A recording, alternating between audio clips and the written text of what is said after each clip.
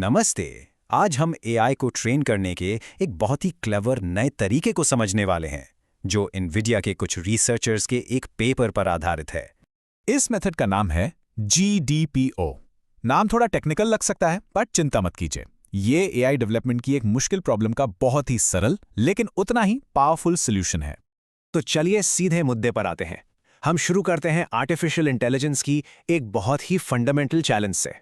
सवाल यह है कि हम एआई को एक ही समय में हेल्पफुल, शॉर्ट एंड स्वीट और सेफ होना कैसे सिखा सकते हैं।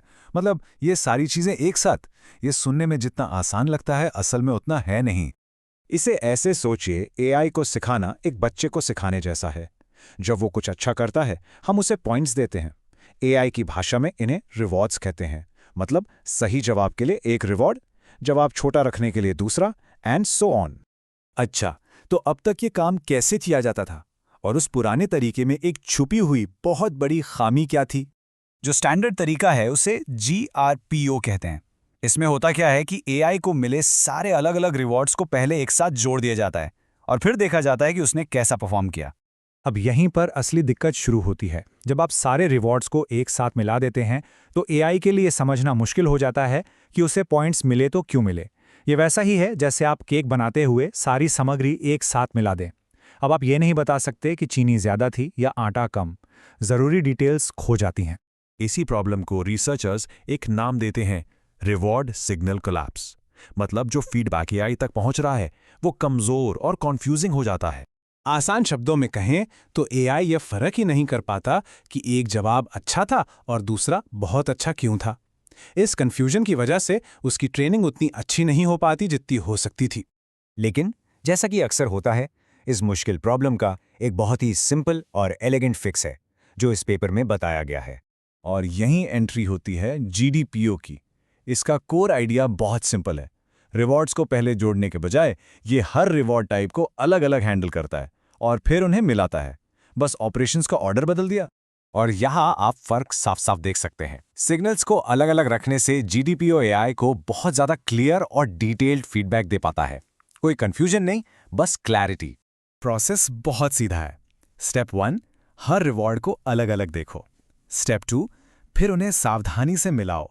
और स्टेप 3, पूरे सिस्टम को स्टेबलाइज करो ताकि एआई को एकदम साफ सिग्नल मिले। तो थियरी तो बहुत अच्छी है, पर क्या ये छोटा सा बदलाव सच में काम करता है? चलिए रिजल्ट्स पर एक नजर डालते हैं। देखिए, एक मुश्किल मैथ रीजनिंग टेस्ट पर GDPO ने GRPO को साफ साफ पीछे छोड़ दिया। एक्यूरेसी 23.1% से बढ़कर 29.4% हो गई। और इतना ही नहीं, इसके जवाब भी ज्यादा छोटे और टू द पॉइंट थे। मतलब एक्यूरेसी में 6.3% का सीधा उछाल।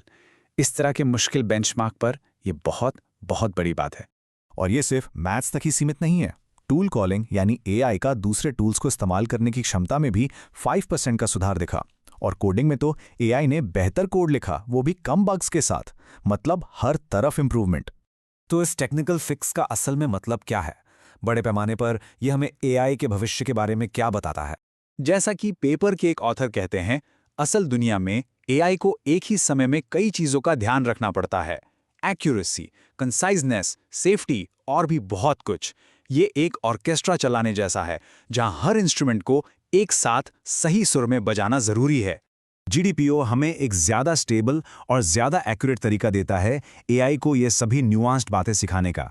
ये एक ऐसा एआई बनाने की तरफ एक बहुत बड़ा कदम है जो हमारी कॉम्प्लेक्स जरूरतों को बेहतर ढंग से समझ सके। तो ये हमें एक बहुत ही दिलचस्प सवाल पे छोड़ जाता है। अगर हम एआई को अपनी वैल्यू ज्यादा बारीकी से सिखा सकते हैं तो सोचिए हम आगे क्या क्या कर सकते हैं। क्या हम ऐसा एआई बना सकते हैं जो सिर्फ इंटेलिजेंट नहीं बल्कि वाइज भी हो? GDPO जैसी एडवांसमेंट्स के साथ शायद ये भविष्य हमारी सोच से ज्यादा करीब